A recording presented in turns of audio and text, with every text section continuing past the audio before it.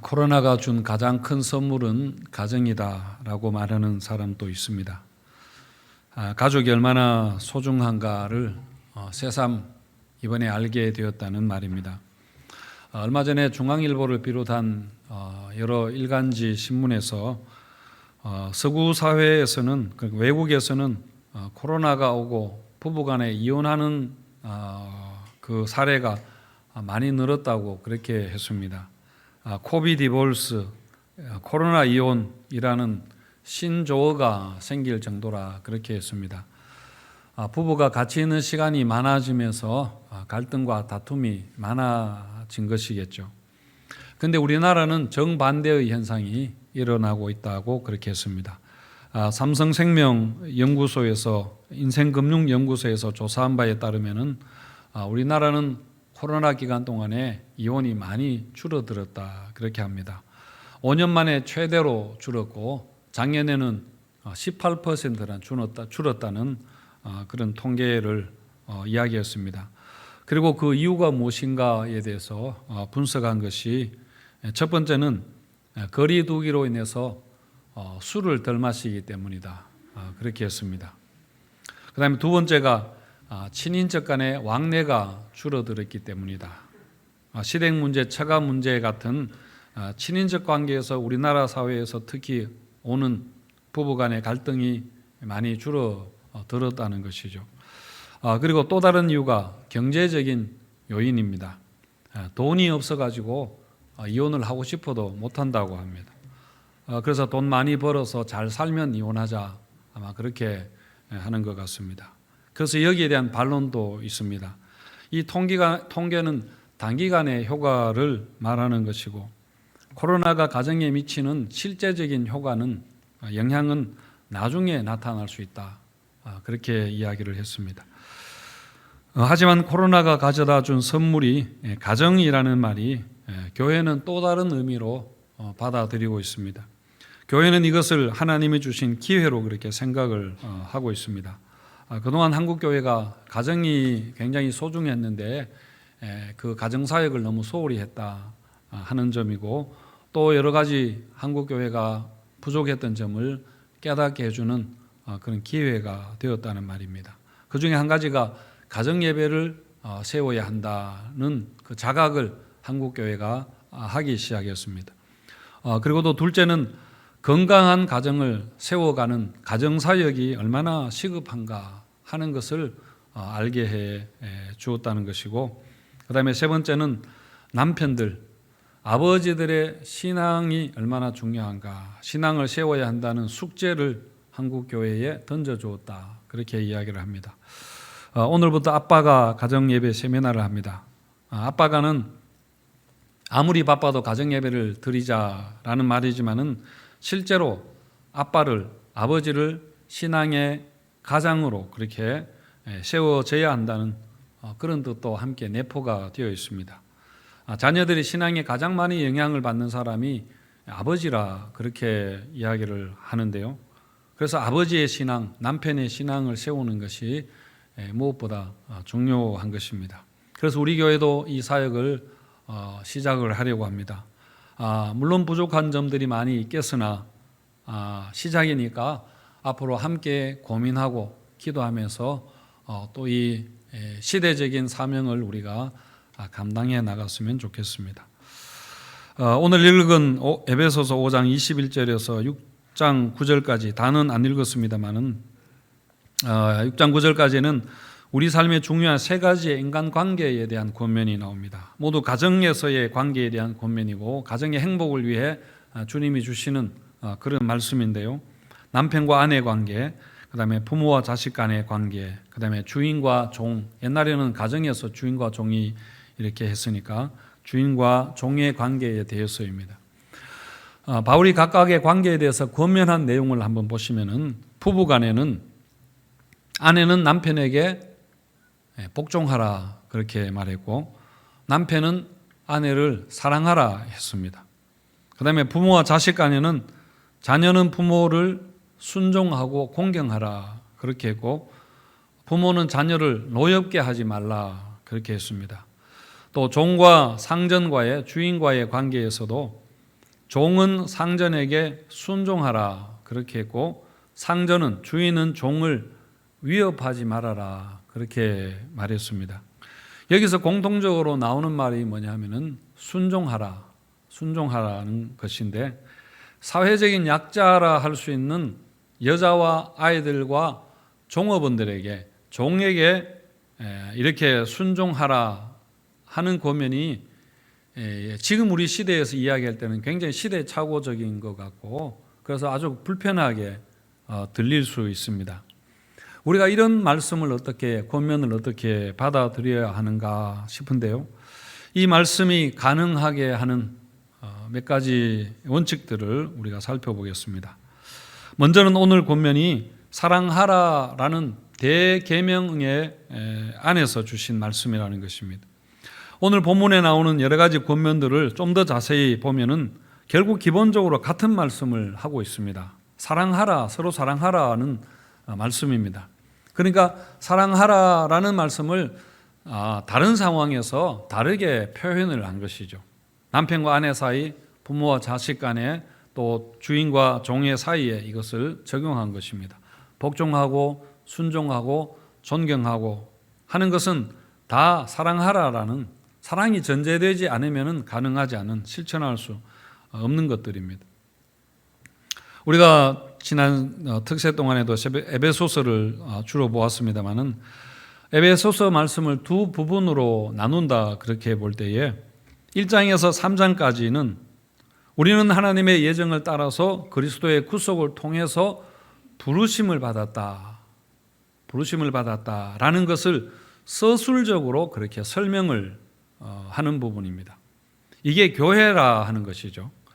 그 다음에 4장에서 6장까지 말씀에서는 그렇다면 부르심을 받은 자들이 어떻게 살아야 하는가 하는 것을 명령과 권면의 형태로 그렇게 말씀하고 있습니다. 어떻게 살아야 하는가, 구속함을 받은 성도들의 삶의 특징은 무엇이어야 하는가 하는 것, 한마디로 하면은 사랑하며 사는 것이다 그 말입니다. 그래서 바울은 에베소서 4장을 시작하면서 1절과 2절에서 이렇게 말씀하는데, 4장 1절에서 2절까지 우리 같이 한번 읽어보겠습니다. 시작.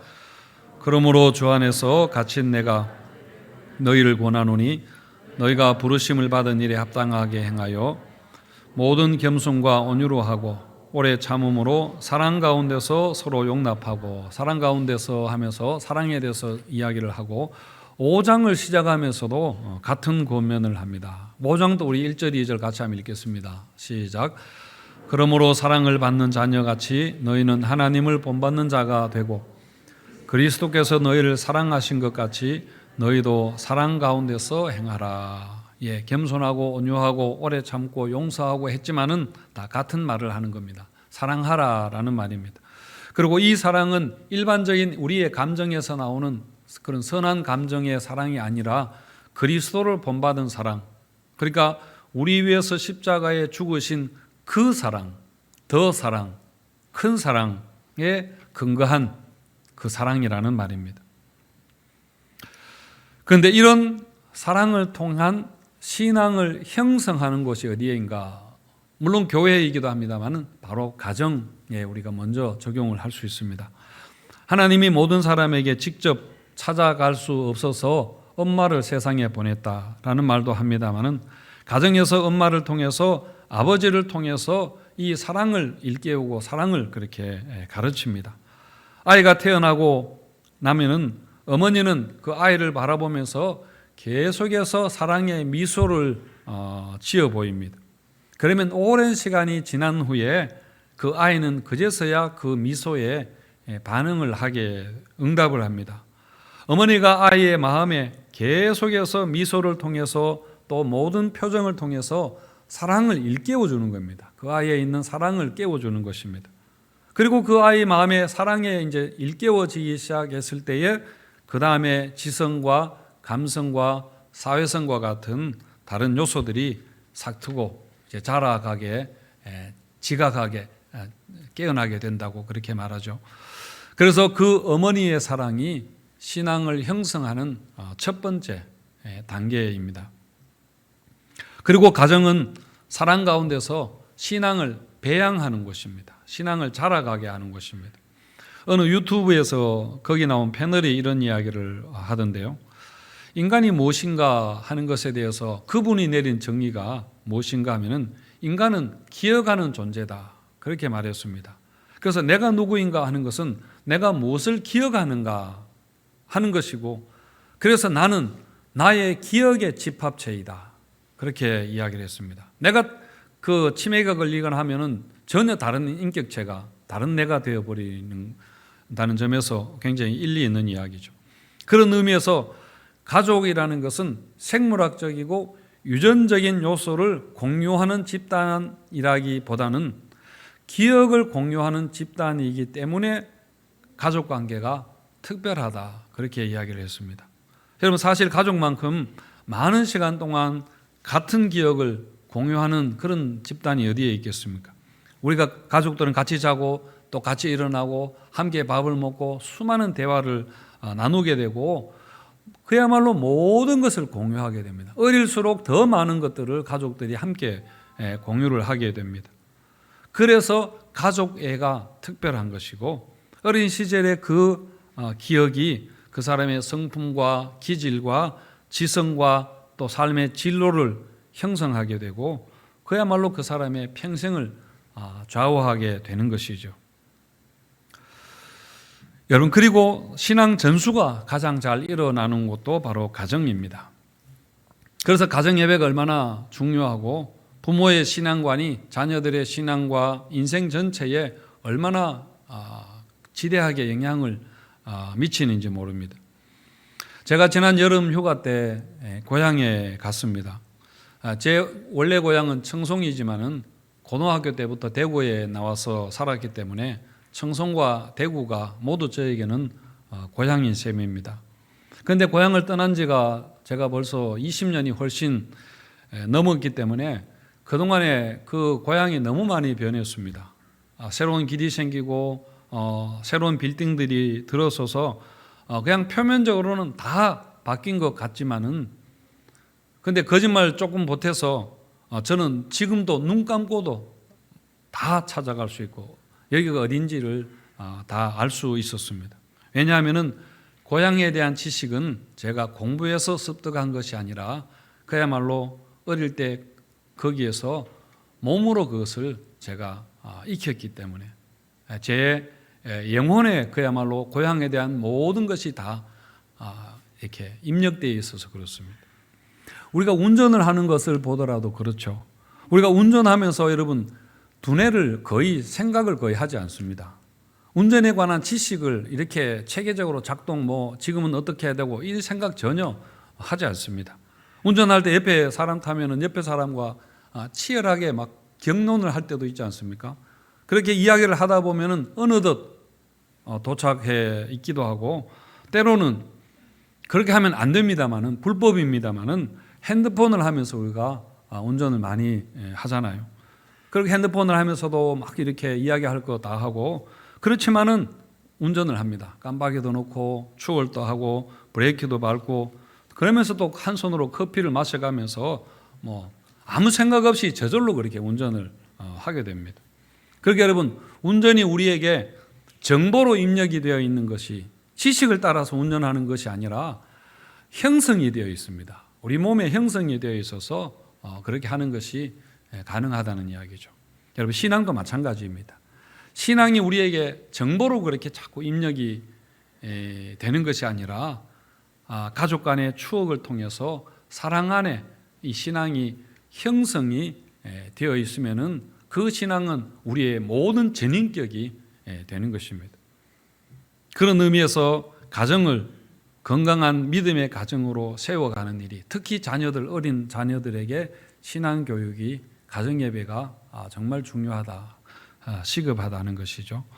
사랑 안에서 이런 말씀의 순종이 여러분 가능합니다. 그리고 자녀들에게 신앙이 이렇게 전수되어 간다는 것입니다. 그리고 또 다른 원칙은 서로 간에 이것은 지켜야 되는 그런 말씀입니다. 순종은 피차 간에 그렇게 해야 할 도리입니다. 21절에 보시면은 그리스도를 경외함으로 피차 복종하라. 서로 복종하라. 그렇게 합니다.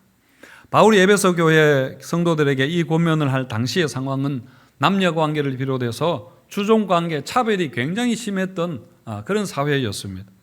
여자의 지위는 말할 것도 없습니다. 지금도 남녀 차별이 우리에게 굉장히 많이, 우리의 생각 속에, 사회 제도 속에, 구조 속에 남녀 차별이 굉장히 심하게 있고, 교회 안에도 남녀 차별이 굉장히 심한 게 있습니다만은 당시에는 아주 심했던 그런 때였죠.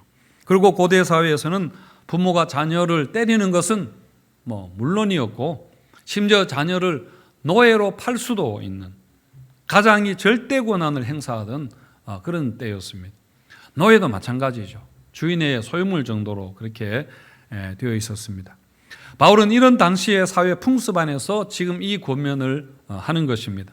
당시 사회 문화적인 풍습을 사실은 긍정할 수도 부정할 수도 없었을 텐데, 하지만 그것을 초월해버리는, 그래서 초월하는 새로운 하나님 나라의 방식을 지금 제시하고 있는 것입니다. 그러니까 아내가 남편에게 복종해야 되는 것이 피할 수 없는 당시의 사회 풍습이라면, 그런 사회 통념에 순응해서 억지로 복종하는 것이 아니라 그리스도를 본받음으로, 그리고 성경의 원리에 따라서 그렇게 죽게 하듯 순종하라, 그렇게 하는 말입니다. 그런데 대신 남편에게 요구하는 것이 무엇인가 하면, 남편은 아내를 위해서 자기 목숨을 내어 놓아라, 목숨을 내어 놓기까지 사랑하라, 그렇게 합니다. 이것도 예수님의 본을 따르는 것이죠. 25절에 보시면은 남편들아 아내 사랑하기를 뭐라고 했습니까? 그리스도께서 교회를 사랑하시고 그 교회를 위하여 자신을 주심같이 하라. 우리를 위해서 목숨을 내어놓은 것 같이 하라, 그렇게 했습니다. 예수님이 아니었다면 당시에 신이 인간을 위해서, 또 남편이 아내를 위해서 자신을 내어준다, 죽는다는 것은 상상할 수 없는 그런 일이었습니다. 하지만 예수님이 이렇게 하시면서 그야말로 당시 사상의 혁명을 그렇게 가져왔습니다. 그래서 사회 풍습도 당시에는 그렇지 않았고, 또 우리의 본성도 전혀 그렇게 하고 싶지 않지만은, 그러나 남편들은 주님을 본받는 믿음으로 그렇게 하라 라고 말합니다. 요한 1서에서 우리가 사랑하면 그가 먼저 우리를 사랑하셨습니다, 그렇게 했는데요, 심지어 우리가 연약했을 때에, 우리가 죄인 되었을 때에, 원수가 되었을 때에 우리를 하나님이 사랑하셨는데, 그래서 남편이 그리스도를 본받아서 아내를 이렇게 사랑하는 것이 마땅하다, 그렇게 말합니다. 그러니까 남편과 아내가 상호간에 복종해야 된다, 상호간에 사랑해야 이것이 유효하다, 그런 이야기죠. 남편이 이렇게 아내를 사랑하지 않으면은 남편이 아내에게 당신이 나에게 순종하라 요구할 자격이 없다는 말입니다. 만약 그렇게 요구한다면은 그것은 여러분 일방적으로 요구한다면은 그것은 폭력일 수 있습니다. 그래서 오늘 이 설교 가지고 또 집에 가서 싸우지 마시고, 저한테 또 항의하지 마시고, 항의하시려면은 바울에게 그렇게 성경 얘기하시기 바랍니다. 여러분, 아내는 남편에게 복종하되 죽게 하듯 순종하고, 남편들은 아내 사랑하기를 그리스도께서 교회를 사랑하시고 그 교회를 위하여 자신을 주심같이 하라. 죽도록 아내를 사랑하라, 그렇게 했습니다. 이처럼 여러분, 그리스도를 경외함으로 피차 복종해서 아름다운 가정, 또 그 가정 안에서 자녀들이 건강하게 자라가게 되시기를 축원드립니다. 이렇게 서로 간에 복종해야 하지만은 그래도 순종하고 사랑하라는 말씀은 굉장히 힘든 실천입니다. 그래서 오늘 권면의 말씀을 위한 마지막 원칙이 있다면은 바로 5장 18절인데요. 뭐냐면은 술 취하지 말라. 이는 방탕한 것이니 오직 성령 충만을 받으라, 이렇게 했습니다. 그렇게 이렇게 순종하는 것은 맨정신으로 안 된다는 이야기입니다. 성령 충만함을 받아야 가능하다는 말입니다. 보통은 우리가 술을 마시면서 인간관계를 풀어갑니다. 술 한잔하면 어색함도 풀어지고 서운했던 마음도 술 한잔하면서 풀기도 하고 그렇게 합니다. 하지만 술이 인간관계를 근본적으로 해결하지는 못한답니다. 술이 우리 마음을 새롭게 우리 마음을 새롭게 하지는 못하는 것입니다. 사랑하고 용서하고 순종하고 이렇게 하도록 수리하지는 못하는 것이죠. 오히려 술은 잘못 마시면은 절제하지 못하면은 방탕하게 되기 때문에, 반대로 가기 때문에 술 취하지 말라, 그렇게 했습니다. 우리가 그리스도 안에서 새 사람이 되는 것은, 여러분, 이것은 성령의 역사입니다. 도덕이나 법이나 교양이나 사회적인 위치가 우리를 좀 나이스한 사람으로 그렇게 보이게 할 수는 있지만은, 그러나 근본적인 변화는 우리가 성령으로 우리의 속사람이 여러분 거듭나야 가능한 것입니다. 그래서 로이드 존슨 목사님은 에베소서 5장 18절부터 6장 9절까지 오늘 본문을 하나로 묶어서 제목을 달았는데 뭐라고 했는가 하면은 성령 안에서의 삶이다, 그렇게 했습니다. 따라서 성령 안에서의 삶은 먼저 예배인데, 예배 중에 시와 참여와 신령한 노래로 서로 화답하고 예수 그리스도의 이름으로 하나님께 범사에 감사하라, 그렇게 했고, 그리고 예배당을 떠나서는 삶의 자리로 돌아오면 어떻게 하는가? 바로 가족 안에서 이렇게 서로 순종하는 삶을 사는 것이 바로 성령 안에서의 삶이다, 그렇게 말합니다. 따라서 여러분, 서로 순종하기 위해서는 예배 중에 성령의 임재를 경험하는 그런 예배가 있어야 됩니다. 우리에게 예배하는 마음이 있어야 된다는 거예요. 예배를 관찰하거나 예배에 이렇게 관람자나 그게 아니라 정말 하나님을 예배하는 그 마음이 있어야 되고, 그리고 여러분, 참 예배가, 그렇게 예배를 드렸을 때에 우리가 성령 충만을 받고 삶의 자리로 돌아가서 이런 순종하는 삶을 가능하게 한다는 것이죠. 여러분, 성령 충만은 여러 가지 모습으로 나타나지만은 주로 인간관계에서 나타납니다. 성령은 교통케 하시는 그 사역을 하시는 하나님이시기 때문에 주로 사랑으로 그렇게 드러나게 됩니다. 갈라디아 5장 22절 23절에 보시면은 성령의 열매 9가지가 나오는데요. 성령 열매 9가지 이렇습니다. 오직 성령 열매는 사랑과 희락과 화평과 오래 참음과 자비와 양성과 충성과 온유와 절제니, 이렇게 했는데 맨 앞에 나오는 게 여러분 사랑이죠. 그래서 어떤 사람들은 성령의 9가지 열매는 모두 사랑을 다르게 표현하는 것이 뿐이다, 사랑 한 가지다, 그렇게 이야기를 합니다. 실제로 여러분, 성령의 열매들이라고 복수로 되어 있을 것 같은데 성령의 열매는 하면서 문법적으로 단수로 되어 있습니다. 그러니까 성령의 열매는 한 가지라는 이야기죠. 바로 사랑이라는 이야기입니다. 그래서 여러분, 성령 충만을 위해서, 성령 충만한 가정을 위해서 제안 드리는 것은, 첫 번째는 예배입니다. 시와 찬미와 신령한 노래가 있고 범사의 하나님께 감사하는 그 예배가 있어야 됩니다. 그래서 여러분, 가정 예배를 한번 시작해 보시고, 우리가 예배 드릴 때도 참 마음으로 참 예배를 여러분 드리시기를 바랍니다. 그다음 두 번째는 말씀 읽기입니다. 골로새서 3장 16절 말씀을 우리 같이 한번 읽어보겠습니다. 시작.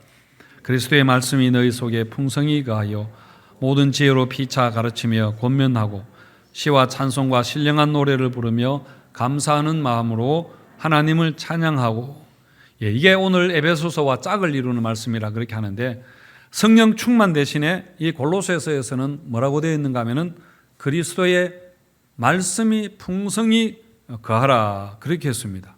그래서 여러분, 성령 충만을 어떻게 받아야 하는지 모르겠다, 어디 가서 안수를 받거나 그렇게 해야 되는가 모르겠다 싶으면은 여러분, 말씀을 읽으시면 됩니다. 말씀을 읽으시기 바랍니다.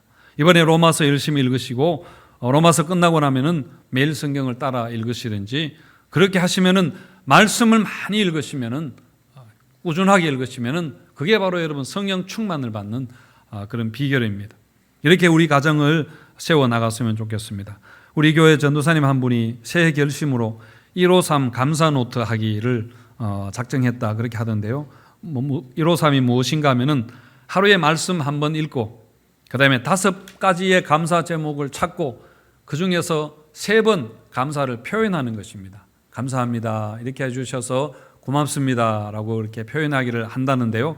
꼭 이렇게 153이 아니더라도 뭐 1, 2, 3 하시든지 4, 5, 6 하시든지 하여튼 여러분 가정 예배와 함께 가족들이 뭔가를 이렇게 약속을 하고 실천하는 그런 한 해가 되었으면 좋겠습니다. 이렇게 새해에 우리 성도님들 가정에 큰 은혜와 복이 넘치게 되시기를 주님의 이름으로 축원드립니다.